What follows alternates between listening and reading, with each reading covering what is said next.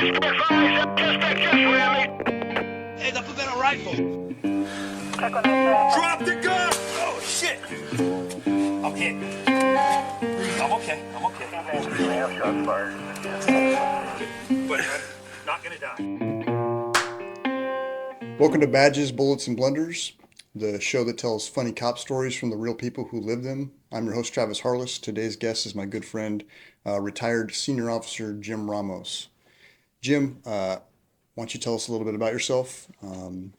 Tell us how long were you a police officer? What did you do before you were a police officer? And what are some of the assignments that you worked when you were an officer? After graduating high school, I joined the Army. I was there for 5 years on active duty. What year was that? 84. Oh, I debated me. Okay. Yeah, 84 Okay. to 89. And then I came home and couldn't find a job and packed my bags and went back to Germany. Lived there for another year. And then came back in 90, worked for an electrical company for a little bit until I got hired by the city. I worked at the city for almost 28 years, and my plaque says 27.34 or 27.75 years. Wow. Because they're exact when they give you your Yeah. plaque. You know, it's not like 28 or 27. No. They got to put that Yeah. little percentage in there. While I worked patrol, traffic. I was in, they called it special operations back in the early days, and it became the gang unit, SEU. Mm-hmm. And then I went to the range in 2005 and finished my career. Yeah. How long did you work as the range master? 13 years. Okay. Kind of a legendary range master that everybody was afraid of. That One of the nicest guys in the planet. nicest guy out there. Yeah.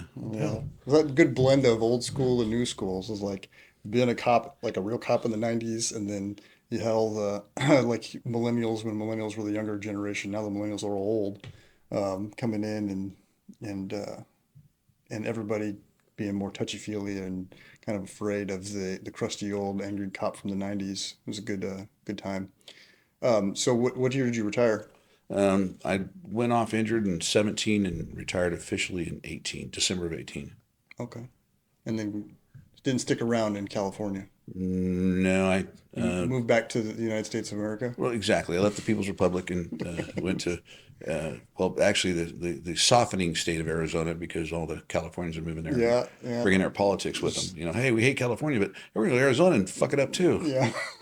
Spread it around no, some more. I stayed here through COVID, of course, and then after COVID, it was time to pack up and go. I was done with the state.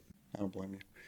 All right, so this is going to be fun for us. We haven't had anybody who policed back in the 90s that come in and talk about it. So tell us about, you had an incident where there was a stabbing or a slashing that had occurred, and you were the first one there. Tell us about what happened that day. Yeah, we're working midnights because all real cops work midnights, and it's early. It's in the morning, seven or so. We're all stacked up, ready to get off. waiting to head into the station, waiting for day shift to come on after their 85-minute briefing because they were never in a hurry to come and handle all the calls.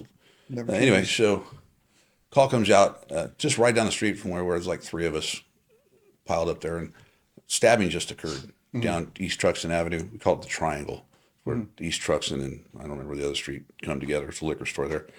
So I'm the 8 car. It's my district, and all the other guys are just looking at me like, "Go handle your district, boy." Yeah. So I head over there, and sure enough, dude standing on the street corner, bleeding like a stuck pig. Both his arms just chopped up. I pull up, and he goes, he can't point because he can't lift his arms. Yeah. He went around the liquor store. So I whip around the liquor store, and sure enough, there's a dude, big Mexican feller, walking down the street. And I pull up, and yell at him, jump out of the car, hey, get his attention. He turned around, and looks at me, just standing there. I'm like, get on the ground. He's just standing there. Yeah. And I'm standing behind the car. He starts walking towards me. I'm like, well, no, that's not going to work. Yeah. So, but I'm not going to leave my car either. So I jump in the car and I back the car up a little bit, and he stops, and I get back out and I'm got my gun pointing at him and tell him, get on the ground. And I'm thinking in my brain, well, he doesn't speak English. Well, I don't speak Spanish. Yeah. Even though my last name's Ramos, I don't speak Spanish because that's a sin. Anyway, You're going through it, you're like, oh, yeah, right. So I'm trying to think. Manos Arriba is like, what did they teach in the academy? Yeah. Gansey Links, whatever. So I'm yelling at this guy and I'm putting out on the radio where we're at, and all of a sudden another patrol car pulls up, and it's this newer guy.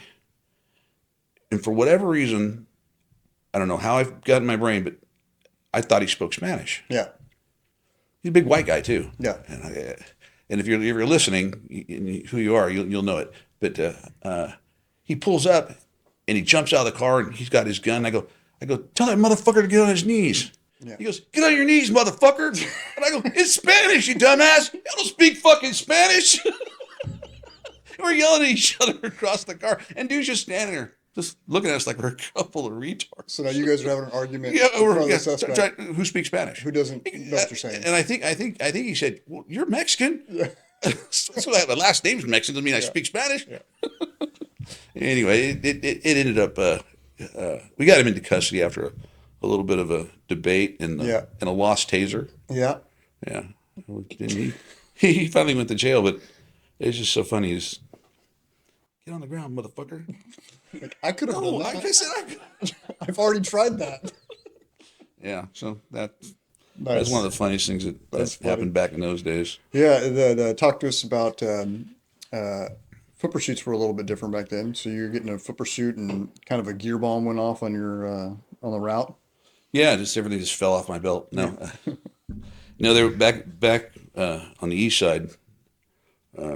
We called it the road back in those days.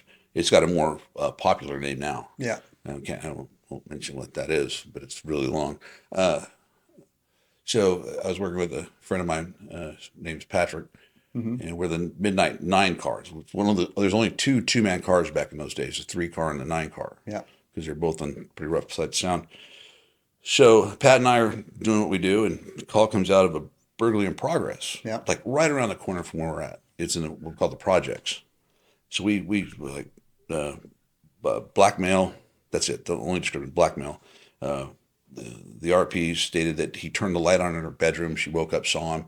He kind of looked at her and then took off. And this had been going on multiple times. Yeah, right? he was a serial hot burglar. Hot burglar. That was his MO was to go into people's houses, usually lone females or females with kids, take what he wants, and before he left, he'd go in the bedroom, turn the light on, and then they wake him up and they'd see him and he'd leave. That was his jollies. Just to let him know he was there. Exactly. So the loss was a jar of coins. So Pat and I pulled into the projects and blacked out and just went quiet. Got out of the car and waited. Sure enough, here he comes, bebopping down the sidewalk. And he gets behind this car, and we figured out later he was stashing the coins underneath the car. Yeah. So we're just watching, trying to get closer. You know, two white cops in the projects. Yeah. Got all this gear on, trying to sneak up on this guy. We get pretty close, and he sees us. And now, boom, he's gone. Chases on. Well, we had already started moving forward, so we kind of had the advantage. So we were closing the distance. Yeah. As he gets to this 4-foot chain link fence, and back in those days, we all carried wood batons. I don't know if you guys carry wood batons anymore. Some people do. Yeah, but we just carried these 29-inch diamond wood batons, Yeah. Coco Bolos and stuff. So both Pat and I got our and we're side by side. And he goes over the fence, and I guess we're in sync. So as he gets over the fence, we're both swinging to hit him with our batons. Well, of course, and we miss. Yeah. And we both catch the fence with our forearms. We had matching scars forever. Yeah. And so we both lose our batons because we hit so hard, baton smashes out. We're baton brothers. Right, we were. Yeah. So he's down the little thing. So we're over the fence and we're after him. So back in those days, tasers weren't a thing. There were tasers. The senior officers would check them out. These big gray things. Yeah. Yeah. And there was like one per shift. Or Yeah. something. Code Tom. You know. Yeah. So there was no tasers, but so everybody carried extra gear. So I carried a straight baton, an ASP, a clasp baton, a SAP, and then pocket knife and all that stuff. But those were the 3 impact weapons that I carried. So once I lost the baton, I pulled the ASP out. And we're chasing this guy. He goes and he cuts onto the street in front of the house, and I'm staying with him, not gaining on him because he's fast and I'm not that fast, but I'm staying with him, and I'm like, well, he's not going to get away. So he kind of sets himself up. So I launched the ASP at him like to TJ Hooker. Yeah. Where he throws that PR-24 and trips dude. No, that's me right there. He's thinking that's how TJ Hooker. Yeah. Heck yeah, I'm going to launch this baton and I'm going to catch him in his legs, wrap him up, and make him fall. So I launched the ASP and miss. Yeah. And he's still gone. So next thing you know, I carry the SAP on my gun side, and they had a sap pockets on our pants back in those days. So I got the sap out now. Always got to have something in your hands. And we're still chasing him. He cuts into the houses, and there's no fences yet. Just that one he jumped, and I'm staying with him. Luckily, obviously I was younger, thinner, and a little bit faster. I'm staying with him. Pat's a little bit behind me, and I'm like, okay, I'm going to get him in the back with the sap. Yeah. I'm not going to let him get away. So I throw the sap, and I get him in the back. I hit him, and he stumbles a little bit, and but he doesn't fall. I'm like, fuck. All I left to throw at him is my magazines, my handgun. Well, I'm not going to throw those at him. And at that point, he hits this fence. It was like 30 feet high. Yeah. Actually, I was probably 6 feet high. Yeah. But to me, it looked 6. And he goes over it like a champ. But when he hits the ground, he stumbles and falls. And I hit the fence, and I jump on it, try to think that I'm going to climb it, and I can't climb. And I just fall down. And Pat runs up and he goes, "Get over the fence." I said, "You get over the fence." I'm tired. He goes, "I'll boost you." I said, "Well, boost me." And at the same time, another officer, Georgie, just happened to pull up in his car, and dude just gives up. Yeah. And Pat and he's trying to push my fat ass over the fence, and we've got him into custody. He was good for like 20 hot prowls. Nice. Yeah. So I'd like to say his name, but no. What happened to all your equipment? What equipment? I had to go find it all. Yeah. I found every bit of it. Oh, okay. I found it all. Yeah. Actually going over the fence, when Pat finally boosted me over the fence, I lost both my magazines. Yeah. They both fell out of the pouches. So I'm standing there, and Pat goes, "Well, we got to go back and get our baton. You get your baton. I got to get my baton, my asp, and my sap." And then he goes, "Where's your magazines?" So when you go back to your patrol car and follow the little red trail. Exactly. Trail, all the way back to the patrol car. All my gear. Yeah. I got it all back, though. Because it was early in the morning, so there weren't a lot of scavengers out picking up shit. Yeah. So you worked at the range for, was it 13 years? 12, 13 years. I got there in 05. Yeah, working at the range is an interesting experience because you think it's dangerous on the streets, and then but you never have more guns pointed at you, I think, than when you're working at a live fire law enforcement range. It's true. Yeah. So you have the combination of, you got the new kids like in the academy, people that have never handled a gun, and but those, there's some safety issues that come up there, but those are I find to be far less worrisome. Right. Yeah. They're less dangerous than the actual officers who think they know everything about guns. Yeah. Yeah. Or when someone gets like a command staff level position and they don't take the gun out ever, like, and it's full of belly button lint or whatever, and they it's like the one time in the last 5 years they've showed up, they come out to the range and yeah. Yeah. True story. It gets a little sketchy. It does.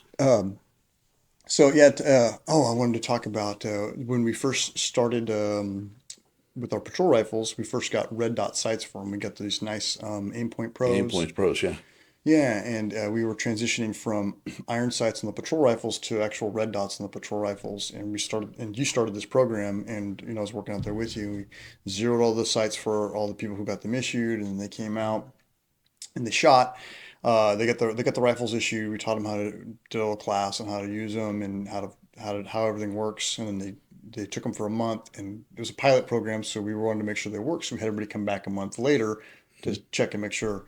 And we had a certain guy, Randy, who came out and tell us about what happened when Randy came back with his rifle after his month of running around with this. Yeah.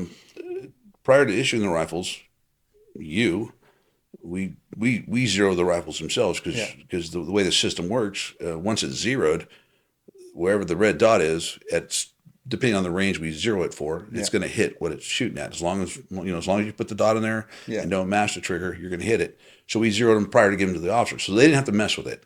When we gave it to them, we let them shoot 10 rounds or 20 rounds just to confirm that what we did was right. So yeah. So the month later, we started bringing them back out to check them out. So this officer came out, and he'd been around a little bit less than me, but he's been around for a long time. And he shows up, and we put him to this little 10-round course. Super simple, not a lot to it. Just moving a couple. We were using that barricade. Yeah, that we built. The rectangle. It's got the steps on it. The step barricade. We're using that. 10 rounds, 2 rounds from each position. Piece of cake, no big deal. And it's from like 45 yards. The big bay. Yeah, probably 45 yards. What's the distance there? So 45, 50 less yards, than maybe 50 yards. Less than 150 feet. Yeah. So anyway, he done the course, and you really can't tell at that distance unless you got really good eyes like this guy, but I didn't have really good eyes. So you really can't tell where he's hitting until he hits the target stand. And then the target stand bounces around like, what do you look at each other and like, why is he hitting the target stand? So he gets done. We go up and we got a big hole in our target stand and 2 holes in the paper. And I didn't think they were in the middle. No, they were just on the paper. Yeah, they were on the paper. Out of 10 rounds, we got 2 hits. And I'm like, Randy, what the fuck, dude? And he goes, oh, this thing must be broken. I'm like, it's not broken. It's not broken. Look, and I snatched it out of his hands. And I look. I said, Randy, you got to turn this fucker on before you try and fucking shoot it. What the fuck's wrong with you? And he's just looking at me like, oh, it's not my fault I didn't turn on. Like, well, how were you aiming? Like, that's what I was wondering. Like, so you get behind the rifle, I get it. You put your head in the stock, you look down the and there's no red dot. The scope. There's no reticle there. Yeah, so what I would say, hey, teacher. Yeah, I would be like, the red dot's not working, sir. This thing's broken. Maybe the battery's dead. Oh, no, he went right after that target. Like, you know what? It's fucking send it. Just start pulling the trigger. So the most amazing part to me was that he actually hit the fucking target twice. Well, actually 3 times if you count target stand. Yeah. Yeah, I mean, and what do you do? I mean, he's a senior guy, been around for a while. Yeah. It's easy to yell at the young guys, the new guys, but guys you kind of came up with, work the streets. You try to handle them a little bit differently. And Randy's a special guy anyway. But so you try to be firm and tell him, hey, you're fucking stupid. Yeah. without actually saying you're stupid. Yes. Yeah. No, Randy, you got to turn it on, big boy. You got a little knob here. Just spin it. Just spin it as far as it'll go. You have this bright red dot. You put that dot. Oh, okay. Yeah, it's broken. It's broken. But we could tell hours of stories of me and you looking at each other like, oh yeah, what the fuck is going on here? Yeah. So there's you talk about older guys. So at that time I'd been on less than 10 years, and so I was kind of a younger, newer guy, and we'd have these old dudes that'd been on 20 plus years that would come out there, and it's not really appropriate for me to like yell at somebody like that. And there's a guy named Mike. He was an old detective, and he worked in narcotics. And I would dread every time the narcotics unit would come out, because every fucking time Mike would point his gun at me. Every time they came to qualify, he would fucking point his gun. It's 4 times a year. Right. And so, I would just like, and he was like, he was older too. Like he probably should have retired like 10 years ago when he was out there. But he's just still kind of doddering around like Joe Biden, just, and like turning around, pointing his fucking gun back at us. Right. That's a true story. And what about the academy level? So we've had some negligent discharges. Yeah, a couple. Yeah, a few. There's a good one that comes to mind is so Jim wasn't the most patient when it comes to the problem children. We had a good system, a good teamwork system. I kind of specialized in like the shooters that were really struggling to kind of make sense, and I would do lots of like one-on-one time, or I would take them in small groups. And Danny, the other range master who would work out there with us, he was good at it too. And so Jim would stay with all the kids who are, or I say kids, they're academy trainees. They were kids. Compared to me. Yeah, exactly. So he would stay with all the trainees that were doing well or doing average or better. And then we would get the small group with the ones that were really struggling, and we would take them over to the other shooting bay and we would practice with them. And this day we had like 5 of them over there, and me and Danny are working with them one shooter at a time. And we do some drills. They'd shoot, 10 or 15 rounds worth of this drill for a couple minutes and switch different one. So we're at the firing line, and there's a group of 4 trainees waiting behind the firing line, and so we're both focused on the shooter that we're working with and what they're doing, and not looking at the people behind the line, because there's no reason to deal with them. Right. They're standing there working with the shooter, and all of a sudden we hear "bow" from like behind us, like 10 feet behind us. I'm like, that's not like a noise you didn't expect. This isn't good. Like guns going bang when you're not expecting them to go bang is kind of sketchy. So we turn around, and this trainee's standing there, and she's got her gun halfway out of the holster, and she's got her finger on the trigger, gun's halfway in the holster, the slide is like halfway back, and she's got a stovepipe malfunction, and her eyes get really big, and she goes, I was just practicing. Me and Dad are like, practicing what? What the fuck? Right. So we go over there and take the gun. Danny clears it out, and then he starts checking her to see if she's injured. She's like feeling on her leg, trying to see if he can feel any blood. And then he pulls up her pant leg, and she's got this rip down the side of her boot with a bullet obviously ripped through the side of her boot. And so he's like, okay, trying to see if she's injured. And he's asking her, "Are you okay?" She's like, "No, I'm fine. I'm not hurt." He's pulling her pant leg up as high as he can get, but she's wearing like cargo pants. You can only get them up so high, and it's like just above the knee. Can't see any blood or anything. So he tells one of the other female trainees, like, "Hey, go in the bathroom with her and check her to see if she has, if she's been hit, if she's bleeding at all." So they go in the bathroom. They're in there for a couple of minutes, and I'm looking at Danny. I'm like, she's not gonna rat her friend out. If like she said she's not she. So they come out and they're like, "Nope, nope, no problem here." And so Danny's like, "Well, what are you wearing under your pants? Are you wearing like," because they would often wear like those workout shorts. She said she's wearing workout shorts. He's like, "All right, well, you're gonna have to pull your pants down." Like, so he tells her to pull them down. She's got these workout shorts on, and she's like pulling them down, like as far down as they'll go, but they're like mid thigh. Just trying to get them down a little bit lower, and you can see just this little scrape coming out, poking up from under the pants there. And so he pulls it up. It's got like a 4 inch long, like it's not like a it wasn't like it was like a scrape basically. Like it wasn't bleeding, Road but it rash. looked like road rash. Like somebody like like you hit the ground really hard and you scraped yourself. Like it's like road rash down the side of her leg, hole in her pocket, boots ripped. And so we're like, all right, we just brought her back in. And we're like, I guess this is it, Like we didn't yell at her or anything. It was like we didn't think she was gonna work there anymore, but they saw it a little differently. So yeah.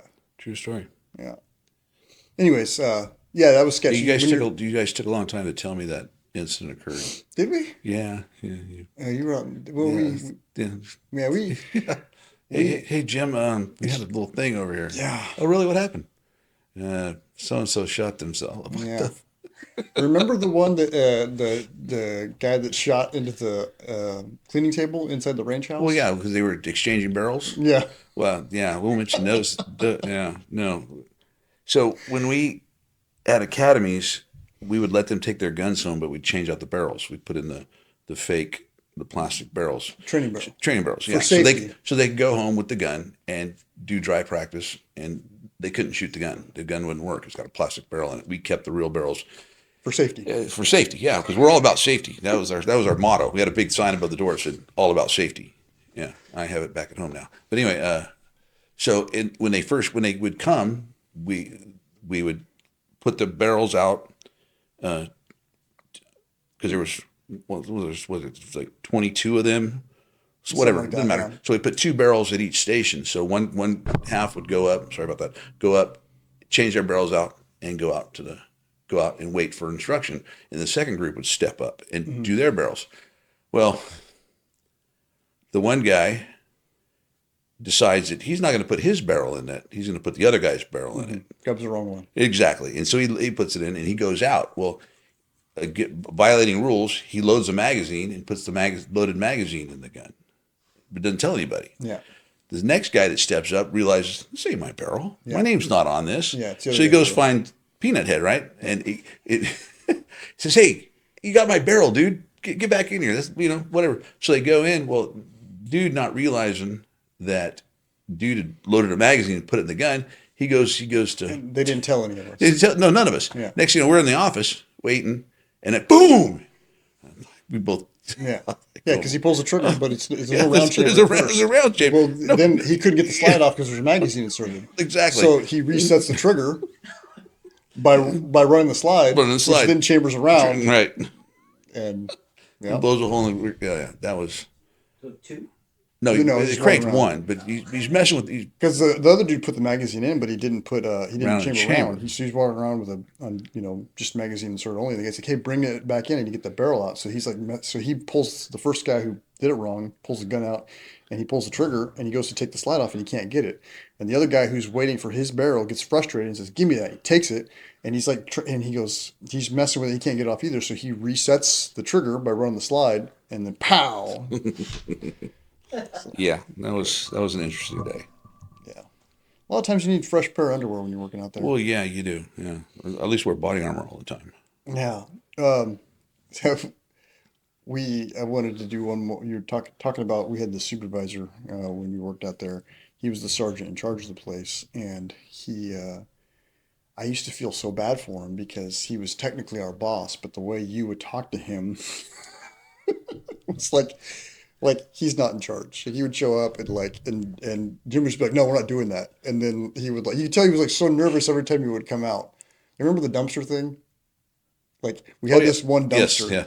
and it was like a full-size dumpster, and this guy shows up and he's like, hey, we have cutbacks and we got to start saving some money here and there, so we're going to have to get rid of the big dumpster and we're going to give you guys a medium-sized dumpster, which like I don't really care. I don't think Jim even really cares that much, but he would just fight about everything. So he just goes off like, no, it's bullshit. And the poor guy is just like, it's so sad, like Jim's like going off on him about how, like, hey, we want the full size dumpster. And We it's needed like, the it was full- going to save like $9 a We month. needed the full size dump. Yeah. We filled it up every week. Yeah, with all your personal trash. Exactly. So So he, he's like, what he tells us we're going to get the smaller dumpster because it's like literally like $9 a month less for the smaller one. And like the amount of money that they're paying in payroll for us to have this worthless conversation, it's going to take a year for us to like even make up for recoup that money. Yeah, Yep. but anyways, so they bring it out and then they end up never even taking the big one. So we end up with two dumpsters. yeah, it's forever. Forever. But this poor guy is like so nervous when he comes out there. So one day, Jim gets tired of people coming in the office. So he puts a sign up on the front door that says range staff only, use side door. So people would come up, they'd see the sign, they'd walk around. And so I'm sitting there right after he puts the sign up one day. And from my desk, you could see out the window, you could see the people coming to the door. And here comes our sergeant. He comes walking up and he stops and he gets to the sign and he reads it. And I'm watching him through the window and he reads it. And then he turns and he walks and he goes around the building and comes. And I was like, he's walking. I told you he's walking around. And he's like, well, yeah, he's on the range staff. I was like, he's our fucking boss. He can tell us to take that fucking sign down. And this poor guy's so afraid of you that he's walking around. I'm like, oh my God. And so I would tell Jim, like, hey, look, just because you can yell at him and punk him out, like, doesn't mean you should do it every time. Like, maybe just, Occasionally, let him feel like occasionally. he's in charge sometimes. Occasionally. I did it once in a while. Yeah. I let him feel good That's about himself. Well, he just needed that encouragement. You said it earlier. All these youngsters come on and Yeah. they make rank fast for Yeah. whatever reason. Yeah. I was never interested in rank, so I never tried to be like that. But you get these guys that come on and they got college, so that helps, and they think they know something, and they suck the right dick or use the right hand technique, and they get promoted. And next, now they're your boss. Well. Yeah. I've been here twice as long as you and done 10 times more things you've ever done. And now you're going to tell me what to do? No. It doesn't work like that. Now, if you were a real policeman and you got promoted, then yeah, you get all the respect in the world. I'll lay down and die for you. Yeah. But these guys that just got promoted because of their last name or because they were best friends with somebody who was already made rank. I didn't play that. I didn't play that game. It wasn't very beneficial to my career. Yeah. How long were you a six leave officer for? Long time. I went to the range More than one decade? as a slick sleeve, and then finally Yeah. the people higher up in the department said, "Hey, dude, the position you're working is a senior police officer position, and you're a slick sleeve, so you probably need to become a senior police officer." So I took the test, and then it's actually kind of funny. Took the test, passed the written, went to the oral. I made the list, not as high as you would think a guy like me would make, but I was on the list, which is fine. I didn't care. So one day the chief and one of the captains came out to the range, and that's a rarity. It came out, and I can say it now, but the chief and I we'd been friends. We came up together. We were young cops. There's together. a rumor going around that where all the bodies are buried, because like if you wanted, there's a difference between like influence and power, and Jim had a lot of influence. So like then something would be jacked up, and Jim would like go walk out of the building. He'd be on the phone for a minute, and he'd come back, and then like the problem was solved. And we didn't know how that happened. I don't know what you're talking about. Anyway, they show up, and then the chief goes to the captain, goes, "Hey, didn't somebody get promoted recently?" And the captain goes, "Yeah, I think so. Yeah." And she pulled out her phone, I think, and looked at it and goes, "Oh yeah, Officer Ramos is now a senior police officer 9 days ago." Yeah. And I'm like, and he's looking at me, and I'm looking at him and the captain, and I'm like, oh, Congratulations. he goes, you mean you're captain? Because the captain that was out there wasn't my captain. Yeah. You mean you're captain or lieutenant or sergeant until you've been promoted? Yeah. You've been an SP for 9 days? No, sir. I didn't know anything about it. Nice. They Nice. conveniently forgot that I got promoted. Yeah. Yeah. Yeah. No promotion ceremony. No nothing. Just, hey, by the way, you're a senior police officer. Go back to work. Yeah. Yeah, one day we got shut down. There's some construction going on back there, and it was the test day for the academy. So like we had to shoot, Right. and they were doing some construction behind the range, and the captain drove by and saw it. Do you remember this? Yeah. He Calls shut and us down. says like, "You're not allowed to shoot. You can't shoot today." I'm like, "Well, that doesn't work because today's the test. Final. It's Yeah. the final. Like These kids by post, they have we to. have to do this so they can become police officers. They can't shoot because there was one guy in he was a loader or a bulldozer. It was a loader behind the bay. So you got to imagine there's the bay that they shoot in. At the end of the bay, there's like a big giant pit of or mound of rubber that the bullets go into, and behind that is a block wall. And so like bullets don't travel through that at all. So about the safest place on the planet would be to be on the other side of that wall. Block wall. You're absolutely right. There's no bullet is going to get through there, and Nope. that's the whole purpose of it. So there's a guy back there in a loader working, and the captain's like, "No, you're shut down. You're not going to shoot today." And I remember this is one of those scenarios you walk off and make a phone call, and Well, it just made no sense. yeah. It was ridiculous. I mean, What was the line about Harlequin novels? Do you remember? uh-uh. No, it It said was a lot of brain cells ago. yeah, he said something to the effect of like, well, I asked you like how long you've been involved in firearms training, and you give him, the spiel, and he said, well, if I want to know about Harlequin novels, I'll ask the captain. But Oh, if yeah, I no, want to yeah, know, that's right. Everybody, yeah. He that's what he said to me. I called him, and he goes, how long you been a range master? And by then I'd probably been 10 years. He goes, how long have you been involved in firearms? Well, I was 18 years old when I joined the Army. He goes, how many schools you been to? And this chief asked me this question. Well, a lot. He goes, okay, so here's the way I see things. If I want to know about Harlequin novels, I'll ask Captain so-and-so. But if I want to know about ranges and shooting, I'm going to ask you. Next thing you know, we get a phone call. Hey, you guys can shoot. Yeah. We're back up and running. Yeah. All right, I wanted to one more. You were talking about when you were back, rewind a little bit, when you were a street cop and you chased a guy and you got in a fight and ended up locating. You tell us about it. Oh, yeah. I was working shift 4 again, and that's It's like a daytime yeah. shift. It's the weekends. It's daytime. On Monday and Tuesday, it's the afternoon shift. Yeah. 1 to 11. The relief shift, I guess they call it. Yeah. So it's I believe it's Saturday or Sunday, and I got this new guy with me. I'm not FTOing him. I don't know if his FTO was off sick, and they just put him with me to ride. So we get a call of a counterfeiting over on the east side of town on the road, and description, black guy trying to pass a counterfeit $100 bill. All right, no big deal. Saturday's nice and slow, not a lot going on. So we roll up, pull in front of the liquor store, and here comes the dude. Just the exact description, walking out the door. Same He's t-shirt and actually everything. got money in his hand. He's got money in his hands. So hey dude, what's up? He goes, yeah, well, what's up? And I go, what do you got in your hands? Oh, he holds it out. Well, I got some money. Well, it's a $100 bill. Which call was a counterfeit. So I snatched it out of his hands. It's evidence in a crime. Yeah. So I'm going to confiscate it. So I grab it. Well, he's just as quick as I am. So as soon as I grab it, he slaps it out of my hand, and he's on the run. Yeah. He's down. So I'm chasing him, and the new kid, he's with me, but he's a little bit shorter than I am and not as fast, and he's falling behind. So I just yelled at him, "Go get the car! Get the car!" And you don't leave your cars where that liquor store is by themselves, because when you come back, you'll have a empty Yeah. hole of a car. Tires will be gone, Be on windows will be blocks. smashed. Yeah. It'll all be destroyed by all the other folks that are hanging out there. So he goes back and gets the car, but by then we'd cut into the neighborhoods.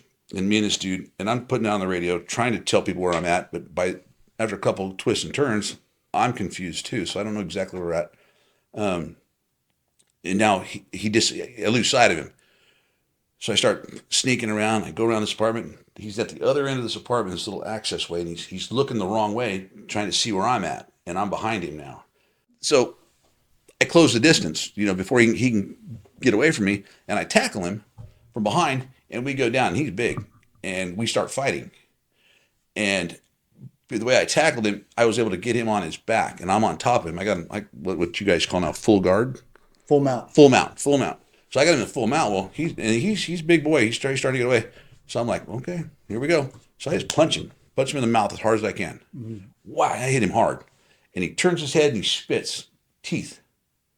Spits teeth out of his mouth, and I'm like, oh yeah, I'm winner chicken dinner here, because now he's toothless, and he pretty much gives up the fight then once I hit him. And his teeth all come out on the ground. And by then, a buddy of mine and his partner showed up. We take him into custody. And so the sergeant says, hey, go over to the park, and we'll figure this out there. We don't want to stay here. We get trapped, because it was a cul-de-sac. So we go to the park, and he approves the arrest. So I load him up, and I take him to the station to do my paperwork and stuff before I take him to jail for the resisting and the counter. We couldn't prove the counterfeiting because the money disappeared. But, still resisting, fighting with an officer, that stuff. So I'm talking to him at the station, and I'm looking at him, and I'm like, something's not right about this guy. And I'm looking, and I go, show me your teeth. And he does this. He's got a full mouth of teeth. Yeah. Not a one's missing. And I go, He regenerated. I'm like, I knocked all your teeth out, dude. I watched you spit them on the grass. And then it clicked. It wasn't his teeth. He had a mouthful of rock cocaine. Yeah. And they what they do is they take the rocks, and they put them in plastic bags in the corner, and then twist them and real tight, and it's basically self-seals itself, so they look like canines, like canine teeth. Well, he spit out a mouthful of rock. So I called. Again, never mind, cut that out. I called the buddy who showed up there, and I said, dude, go back where we hooked that dude and look on the ground. Sure enough, they go back there, 15 baggies of rock cocaine that dude spit out his mouth when I punched him. I was like, look at him, goes, dude, I knocked all your teeth out. Yeah. Yeah. That's why he stopped fighting. Right, that's what I thought. He got rid of it. He got rid of it. That's why he stopped fighting. He's like, oh, yeah, no. Yeah, no, he can't touch me now. Yeah. It's Funny. That's good. That was one of the funnier ones. Yeah. Times have changed. It has. Yeah, I talked about how I missed crack. And everything's meth now, but. Yeah, meth's too easy. Yeah. Or it was back in the old days. Well, it's not illegal anymore either. So Yeah, that's citation. the sad part about you guys. Yeah. So. Oh, all right. Well, Jim, thank you so much for coming out and talking to us. Hey, my pleasure. Thank you, everyone, for listening, and stay frosty.